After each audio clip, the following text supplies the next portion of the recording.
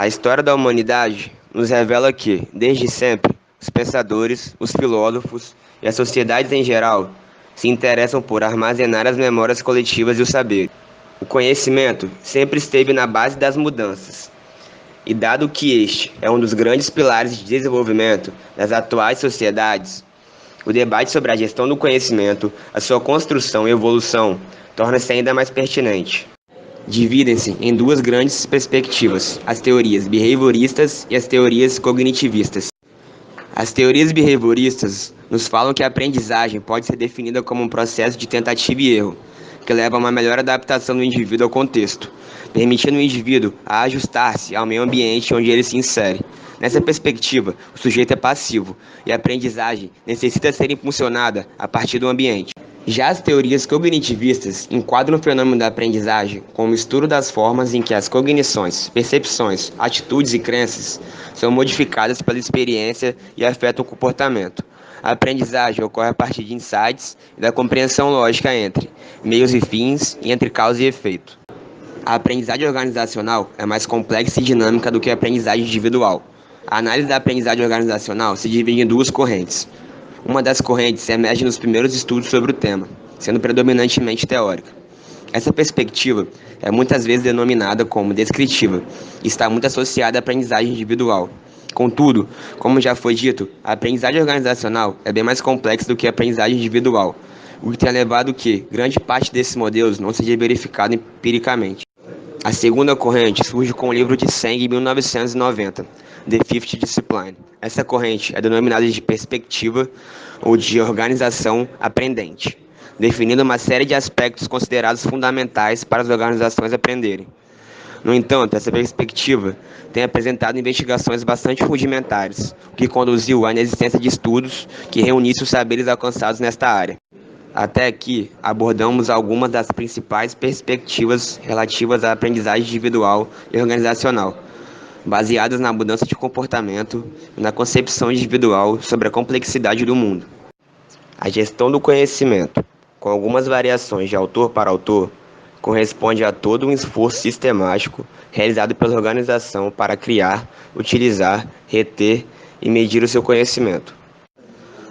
O conhecimento tácito envolve uma dimensão técnica do tipo know-how e outra cognitiva, relativa a modelos mentais, crenças e percepções, e a de difícil transmissão.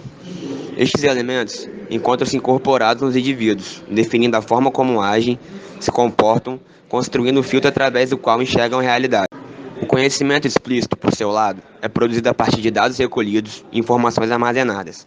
É escrito ou gravado, inclui livros, manuais, patentes, bases de dados, relatórios, bibliotecas, políticas e procedimentos. Pode ser facilmente identificado, captado, partilhado e aplicado. A criação do conhecimento emerge de um processo contínuo e dinâmico entre conhecimento tácito e explícito, envolvendo flutuações entre os quatro modos de conversão de conhecimento, numa espécie de espiral do conhecimento que alarga progressivamente a base do conhecimento organizacional. Segundo Nonaka e Takeuchi, o conhecimento tácito e o explícito são entidades complementares e, a partir disso, propuseram 4 modos diferentes de conversão do conhecimento. A socialização é o compartilhamento de experiências, criação do conhecimento tácito baseado em outros conhecimentos tácitos, habilidades compartilhadas, observação, imitação e prática. A externalização é compreendida como a transformação do conhecimento tácito em conhecimento explícito. Acontece por meio do diálogo ou da reflexão coletiva, por meio de metáforas, analogias e criação de modelos. A combinação é a composição de conceitos, combinação de conjuntos diferentes de conhecimento explícito, reconfiguração dos conhecimentos existentes, e ela acontece por meio de reuniões, telefonemas, documentos e e-mails. Por fim, a internalização é a incorporação do conhecimento explícito ao tácito, know-how compartilhado, modelos mentais, representação do conhecimento sob a forma de documentos, manuais e experiências orais. O armazenamento dos conhecimentos pretende reduzir a perda de conhecimentos inerentes às especialidades e às experiências dos indivíduos que compõem a força de trabalho de uma organização. No processo de armazenamento do conhecimento, procura-se representar a memória coletiva num repositório de conhecimentos, a fim de facilitar a sua acessibilidade. Este é o momento em que os ativos de conhecimento tácito são transformados em conhecimento explícito e formalizado. A finalidade da codificação é transformar o conhecimento organizacional num código de forma a torná-lo explícito, portátil e organizado, e o mais inteligível possível para quem dele necessite. A transferência de conhecimento visa garantir que o conhecimento individual de cada especialista seja transferido para os demais, garantindo a sinergia entre todos. A transferência do conhecimento sucede de forma natural no cotidiano das organizações. É importante que a gestão do conhecimento possa intervir, dando-lhe alguma formalidade, mas não o sufocando. Um dos elementos fundamentais para a gestão do conhecimento é o desenvolvimento de estratégias específicas para incentivar trocas espontâneas de conhecimento. A fase de utilização do conhecimento só atingirá seu valor máximo se for aplicado numa situação concreta. Aplicar o conhecimento implica mobilizá-lo para tomar decisões, executar tarefas, resolver problemas, pesquisar ideias e aprender.